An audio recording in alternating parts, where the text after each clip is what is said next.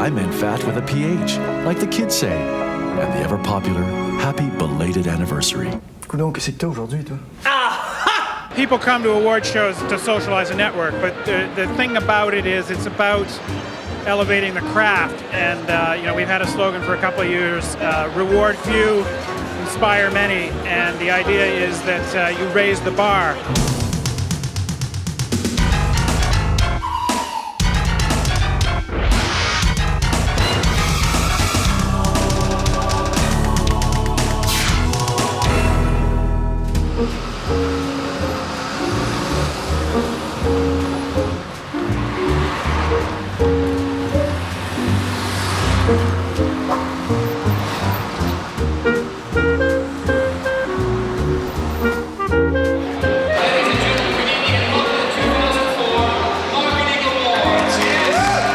It's evolved into this great big thing that you get more than 1,000 people out every year. I think we're expecting about 1,200 tonight.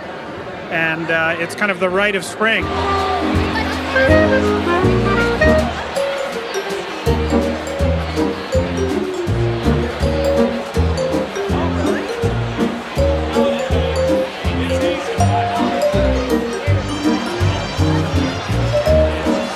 Where do we go from here, is always the next question. And I think what we're trying to do at what's now DDB Canada is really trying to make a bit more of a mark on the international stage.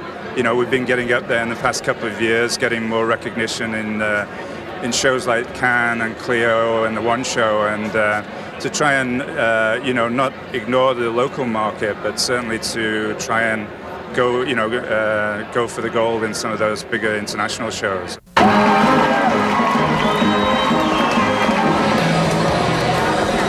Give me a Bud Light. Must be hot in that suit. Telling me.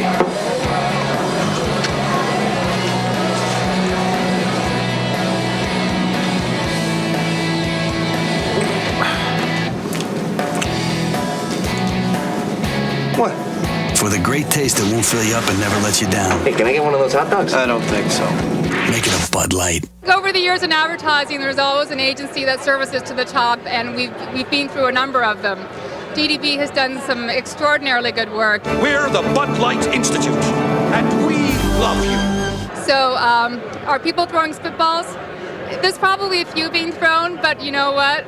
They are doing fantastic work, so maybe they deserve a few spitballs. I think my favorite work was the radio from Target that Donna McCarthy did for Irving. I thought that was just fantastic. It's one of those things where you listen to it and you just think, I'd love to, I wish I thought of that. How can I rip that off without making people notice that I've ripped that off? Hello? Hi, Randall. It's Kathy calling from Irving Mainway's Cruisin' to Win contest. Yes. And I hear that you won something last week. Yes, I did. What'd you win? Oh, just a bottle of some kind of juice. Some kind of juice. Oh, that's fabulous. Congratulations, yeah. Randall. Have you won anything before this? No, I haven't. This is the first time, and you hit it big with the juice. Yeah. Randall, did you share the juice? No, I didn't. You just gulped it right down. Yeah. Well, there you have it. Irving Mainway's Cruisin' to Win contest with 3 ways to win. Instant win, enter to win, and collect to win with great prizes like an RV, mountain bikes, and yes, even orange juice. Now that you've won, are you still going to work, Randall? Oh, I'm retired. Ah, so this is just an added bonus then for your retirement. Yeah. How does it compare to, say, like winning a bag of chips or juice? Well, I wouldn't give up the chips or juice. You got to have priorities, right? You can't. What can you do with an award? You can't eat it. You can't drink it.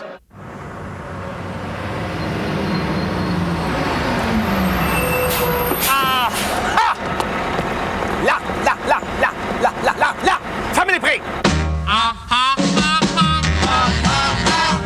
Everybody in Quebec always says, haha. In all kind of situations when there's something, it's really became a running gag. Qu'est-ce que tu fais? Hey! Coudon, qu'est-ce que t'as aujourd'hui, toi? Je sais pas. Family break. always the struggle to convince clients not to go to Toronto or even to New York to centralize, you know.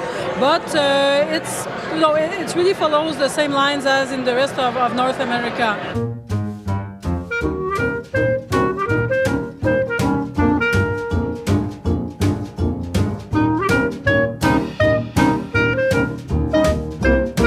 Palmer Jarvis, now DDB Canada, has been dominating these awards. It's the 7th year in a row they've had the most awards here, and they're coming from Vancouver. That's their roots, and very small market. So you make do with, you know, a lot less. Lower budgets cause you to, you know, think innovatively and to, you know, come up with solutions you may not have thought of when you had like $1 zillion. Forecast showers and thunderstorms today with strong southwesterly winds to 37 miles per hour. Still at the high west. Towards the sea. The showers and thunderstorms expected to continue into tomorrow morning.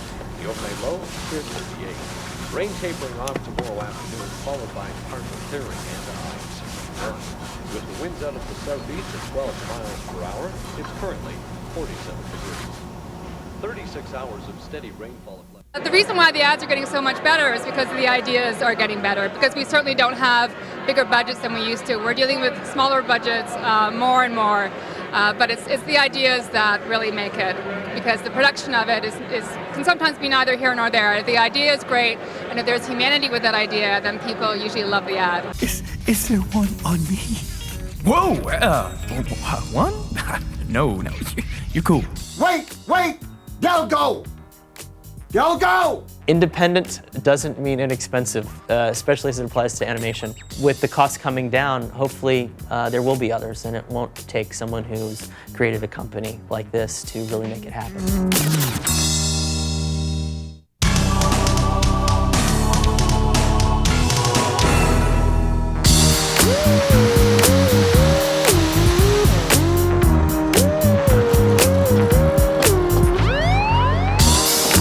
Aquarium is an interactive experience agency. What that means is that we create interactive experiences online. So we're primarily a web-based shop, but we do full service in terms of online or in terms of interactive experiences.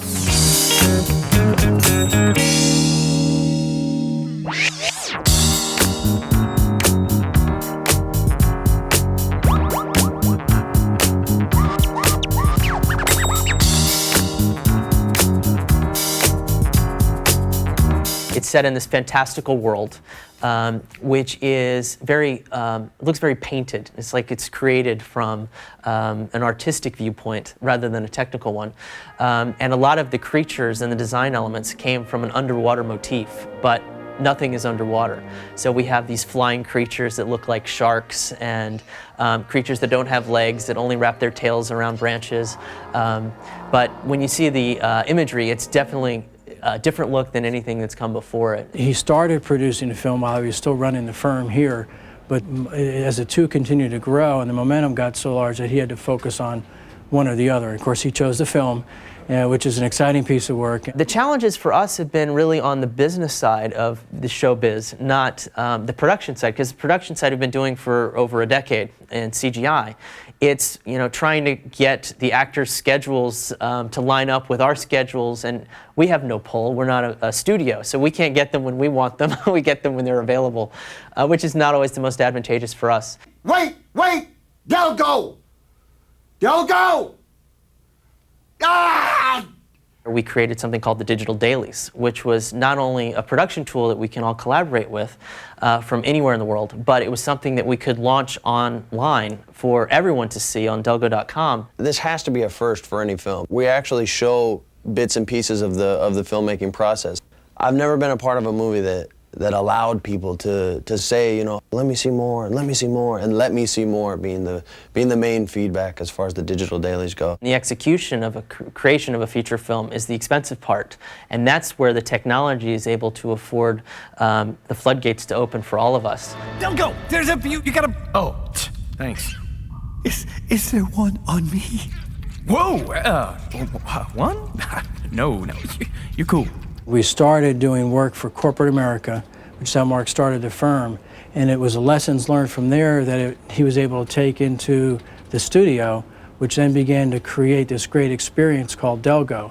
And then we've been able to take what we learned from that and brought it back to corporate America for even a better experience. You look forward into the future, and you can literally see the day where one person with off-the-shelf software in their own basement can create an entire feature film, if they're talented and have the time, that can compete with any studio fare. And I don't think that's far off.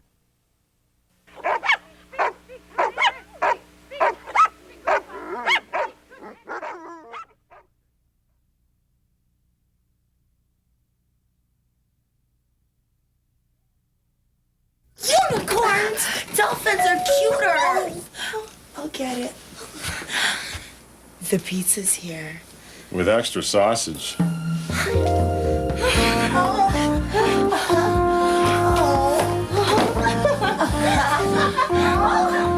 Hey! What happened to the sausage? The groceries are here. Ooh, zucchini. Since Jamaica is a foreign country, drinking Red Stripe makes you international.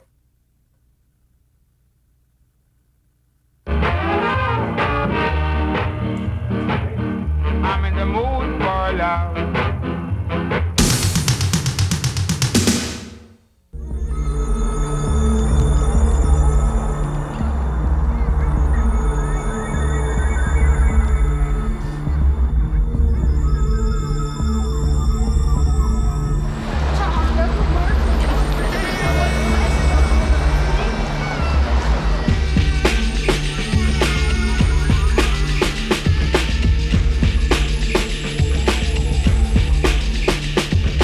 What we've done is taken 5,000 years of Egyptian culture, so that's the people, the places, the artifacts, and we've created what we've called really a virtual museum.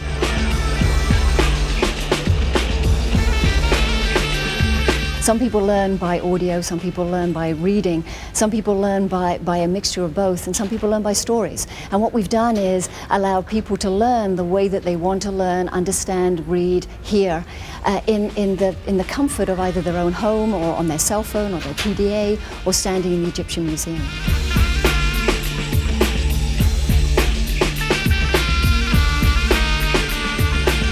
A lot of the great treasures of Egypt, like King Tut's mask and the mummies, the great mummies that were found in the pyramids, they're in the Egyptian Museum. The museum wanted to modernize, and so we proposed this idea of a digital guide that will take you and show you both visuals, background animations about the things you're seeing, as well as a speech that reads into your headset. And it can take you on a tour of the different things that are there, or if you want to just look at specific things, you can type in the number and then go to see those. The throne of Tutankhamun is made of wood, covered with gold and silver, and ornamented with semi-precious stones and colored glass. Visitors to Egypt who go to locations such as Luxor Temple in Luxor or the Giza Plateau where the Great Pyramids are can access tours on their cell phone, images, audio, and text, basically like an audio tour except multimedia and over their cell phone at these locations.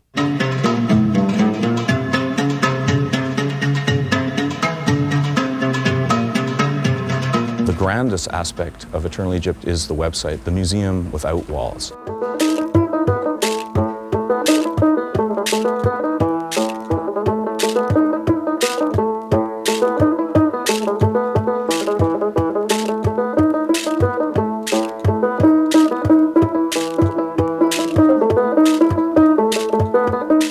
What I wanted to do was bring the feel of Egypt to people, so that they can almost feel like they're there. Yeah, hobbies like the cam or something. And we searched all over looking for images that really say Egypt.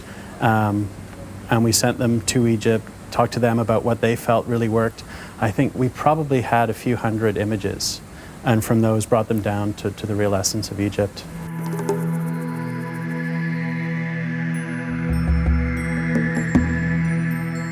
It's pretty overwhelming, the amount of stuff that's there. And so we tried to always give some context to what people were looking at. So they can search either by the way something looks. They just drive in from a picture they see. Or if they're more interested in searching by the time when something was found, or maybe on some kind of sense of connection. If you have an object like the Mask of King Tut, using this tool, you can start to find other objects in the collection that have some connection. For example, the coffin where it was found. The exact portrayal of the king's facial features achieved here made it possible for his soul to recognize him and return to his mummified body. One of my favorite parts of the project is the multimedia things. It really, to me, brings the history of Egypt alive.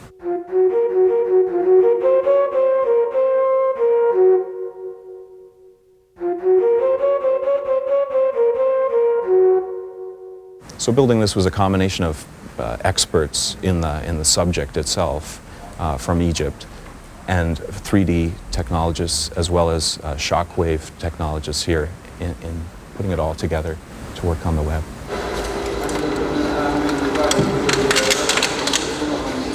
A lot of work has gone into portraying the artifacts or portraying the places and the stories behind the places, for instance, or an artifact or a person in the times that they lived in. If you look at the virtual environment of the palace at Luxor, you can see it as it was portrayed in Greco-Roman times, in Byzantium times, and in the times of the pharaohs, and in modern day. So what they've tried to do is to show that Egypt not only influences different cultures, but has been influenced by different peoples and in different times. I want my MTV. Great defense starts with your feet, and I have MVP feet. Most clients, they're afraid to think with their own heads and to respond to it viscerally. And then when they respond to it viscerally and they love it, they still are afraid to do it because maybe they're wrong. Technology is about to drive the entire society over a cliff. That's fantastically democratic technology. Can make a small amount of people a lot of money.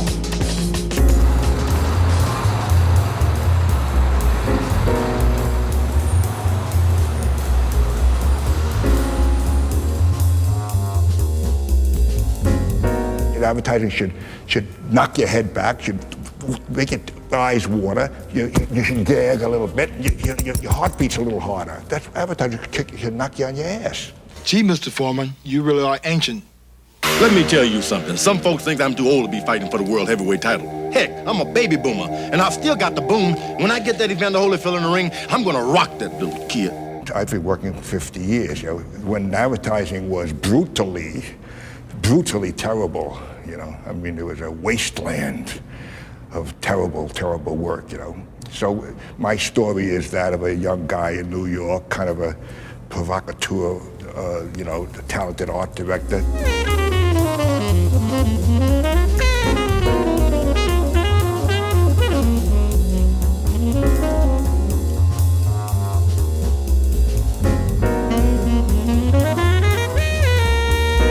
The first thing you gotta understand when you're in advertising is you gotta enjoy selling. The first thing you gotta do is know that you're selling. You know, whether it's an idea, you know, whether it's, if you're doing a political candidate, selling a political candidate, whatever you're doing, the point is what you gotta do is you gotta accomplish something with it. You know, it's whether it's propaganda or whether it's, I mean, the thrill of being in advertising, I think, is getting people to do something. To buy something or whatever it is. I mean, to me, that's, you know, people say, what, not like a power move? I said, no shit, yeah. First there was Bean, Blass, and Blacker. Then Calvin, Ellis, and Lauren. Today it's Tommy Hilfiger. Style marches on. Everything I do is based on solving a problem, about taking a product and making it famous, taking a product and exploding its sales. It's all based on what I call cause and effect advertising. I mean, I take a problem and I solve it. Flying from the top of the key is easy. It's the landings that kill your feet. That's why I fly with the pump from Reebok.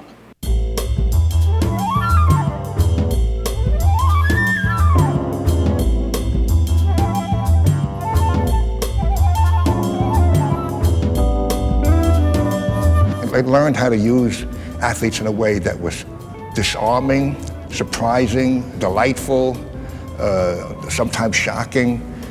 So I got a reputation for working with celebrities, and when I went after many of them, they came to me and for very little money, almost nothing sometimes, because they knew I would do a commercial or an ad that made them look terrific.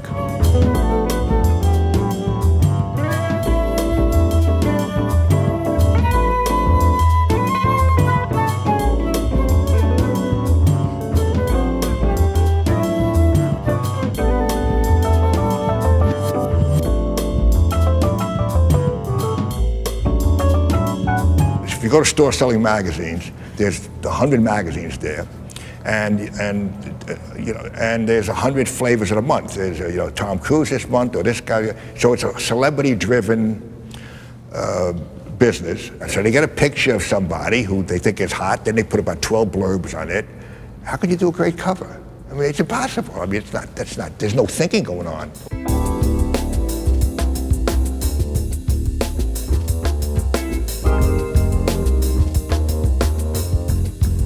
What I call a big idea is an idea that when you create an idea and that thing pervades, everything you do pervades the culture, becomes talked about, becomes part of the language. I want my MTV.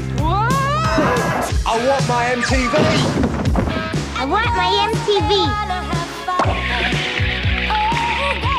MTV. They were a year old, and they had 0 cable operators. I mean, they were a complete disaster for a year. I mean, nobody really understands that, but they were 0.